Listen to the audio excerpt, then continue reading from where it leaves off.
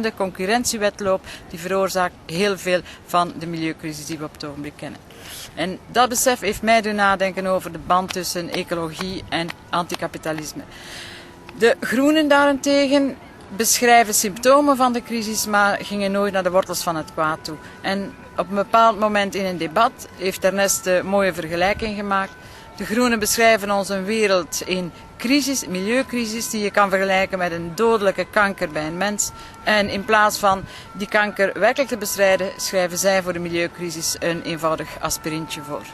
And you have seen one small power station in Chernobyl, what the effects are. If you multiply that by 500, you can easily imagine the results. So, in a certain sense, we live at the border of death sentence, not only to the future of civilization, but to the future of human life.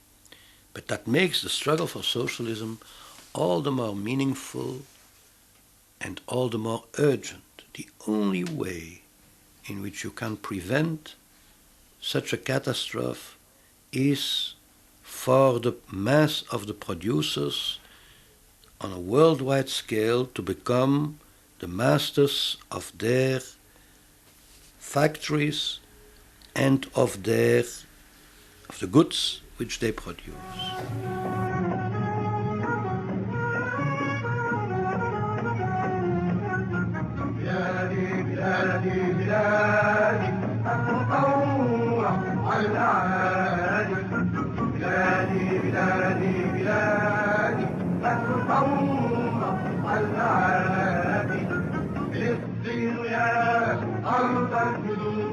À la réflexion politique, à l'engagement politique d'Ernest Mandel sur la question nationale et sur la question anticoloniale, c'était sa capacité assez unique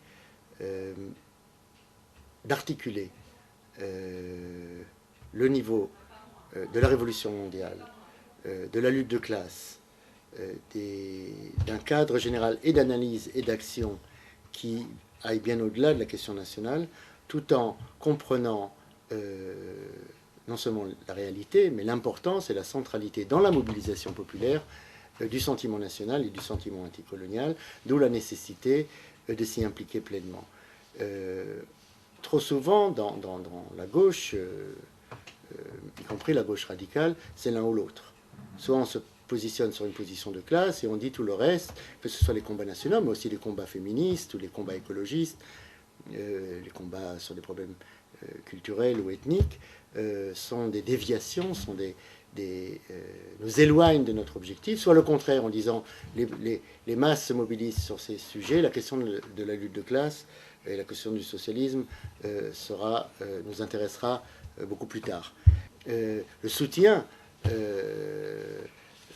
qu'a revendiqué et pour lequel s'est battu, souvent dans nos propres rangs, Ernest, le soutien à l'OLP, parce que c'est le mouvement national palestinien, pas l'OLP idéal qu'on aurait voulu, pour lequel on pouvait rêver, mais celui qui existe, tout en ne ménageant pas la critique, lorsqu'il fallait le faire, participer de cette compréhension qu'il faut partir des combats réels de la lutte de classe, même lorsqu'ils ne sont pas toujours sous les drapeaux qu'on aurait voulu.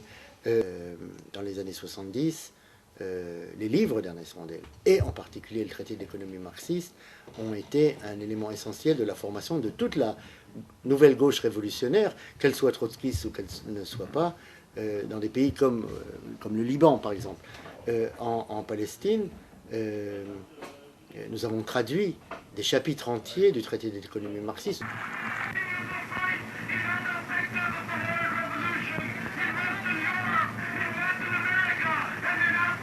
For me, Ernest was one of the thinkers of the 20th century who tried to make Marxism real.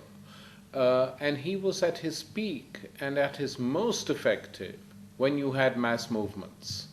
And the books he wrote on Marxist economic theory, the formation of the economic thought of Karl Marx, and many, many brilliant pamphlets. He was a wonderful pamphleteer.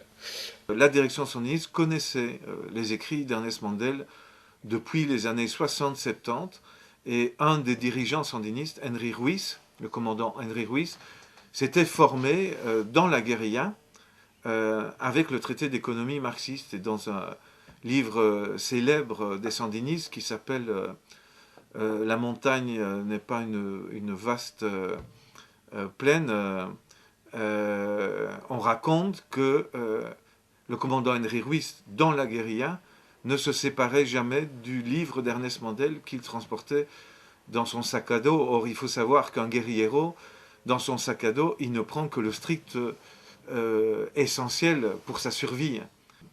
La direction sandiniste des années 80 était une direction révolutionnaire qui cherchait des sources d'inspiration ailleurs que dans le stalinisme, c'est évident.